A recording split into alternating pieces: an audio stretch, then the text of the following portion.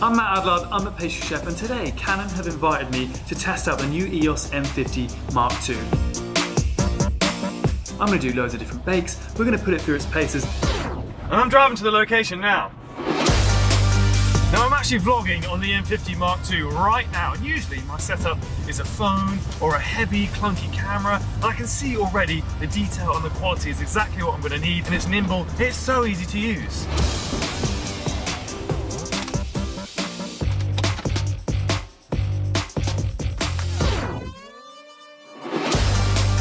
Right, we're at the location, guys, and you've got to look at this kitchen. It is amazing. We've got windows everywhere, we've got natural light, which can make the food look amazing. We're gonna get it set up, we're gonna get the camera ready, and we're gonna start baking.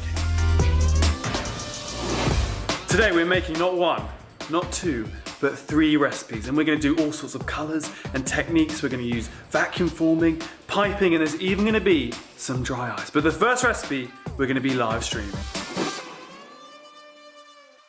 So I'm shooting on my M50 Mark II. I'm going to set it up in a presenter style on a tripod. I'm going to connect to the camera with an HDMI cable so to get a clean feed for my live stream. And to simplify even more, I can actually live stream directly to YouTube from the camera itself. The great thing about this setup is even if I didn't want to live stream, I could use this as a webcam. So when I am creating something for my audience, I want it to be bold, I want it to be unique, I want it to have different textures and colours and flavours, and when I put all that effort, weeks, months into a design, I need to make sure that when I do show it off and I record a video or I take a picture, that it looks as good as it possibly can. And now I'm going to finish off these desserts, which are filled up with a fresh mint chocolate mousse. So I've infused the cream with fresh mint, and then we top it with this edible chocolate soil, which is one of my favourite recipes. There's cast sugar in there, ground almonds, flour, butter. So I'm going to add a little garnish on top so that you think it's actually a mint tart. You'll see in a second, it's very creative. We've just finished the first live stream. Have a look at those little bakes we made, those cute, edible mint plant pots. The M50 Mark II was so easy to use. It was simple to set up the live stream, and now we're going to move on to the second bake, which is a vanilla cheesecake that has a twist. You'll see. Now, if you follow me, you know I love a top-down shot, and this is going to be so much easier with a flip screen. So let's get set up.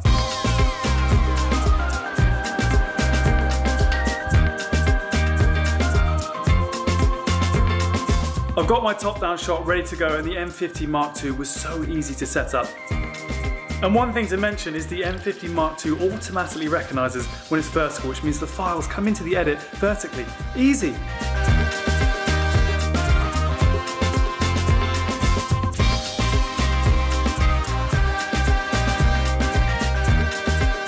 Right, I'm done for the day, and the final bake came out looking real good. Now, it got a little darker in here than I'd usually shoot in, but the M50 Mark II handled the low light so well, and tomorrow we're going to take some beautiful photographs.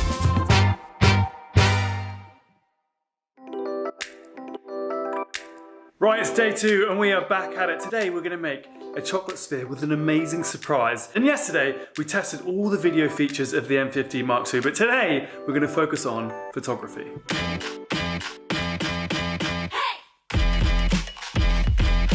Now, I'm not the most confident when it comes to changing settings and things like aperture, so the fact that I can go into the M50 Mark II and just select the food scene mode means it's all done for me. I don't need to worry about any of that.